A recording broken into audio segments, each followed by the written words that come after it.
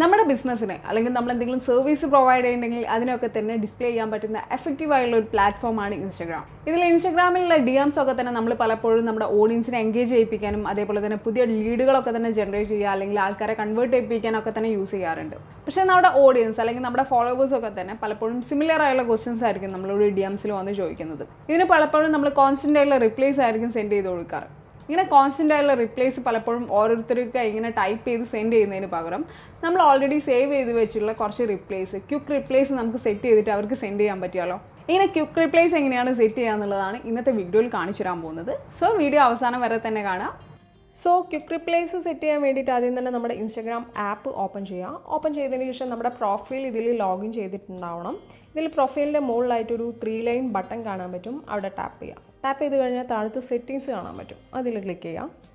Click ചെയ്ത് കഴിഞ്ഞാൽ ഇതിൽ ബിസിനസ് എന്നുള്ള ആ ഒരു ഐക്കണ്ട് അവിടെ ക്ലിക്ക് ചെയ്യുക. ശ്രദ്ധിക്കേണ്ട ഒരു കാര്യം എന്ന് പറഞ്ഞു കഴിഞ്ഞാൽ ഇത് ബിസിനസ് പ്രൊഫൈലിൽ മാത്രമാണ് ഈ ഒരു ക്വിക്ക് റിപ്ലൈസ് നമുക്ക് സെറ്റ് ചെയ്യാൻ പറ്റുള്ളൂ.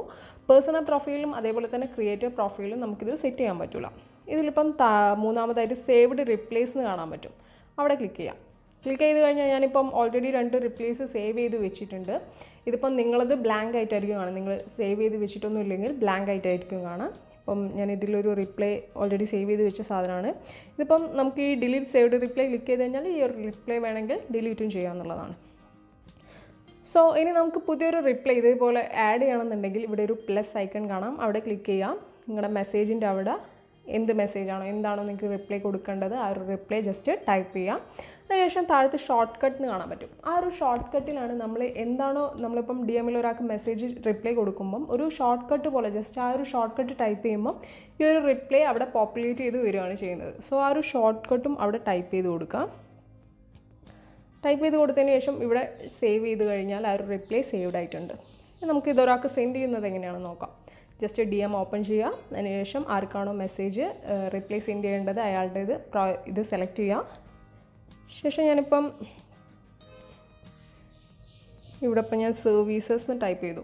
ഇപ്പം അവിടെ ഒരു കമൻറ്റ് ബബിൾ കാണാൻ പറ്റും, അത് ക്ലിക്ക് ചെയ്ത് കഴിഞ്ഞാൽ ഞാൻ നേരത്തെ സെലക്ട് ചെയ്ത് വെച്ച് നേരത്തെ സേവ് ചെയ്ത് വെച്ച ആ ഒരു റിപ്ലൈ വന്നിട്ടുണ്ട്.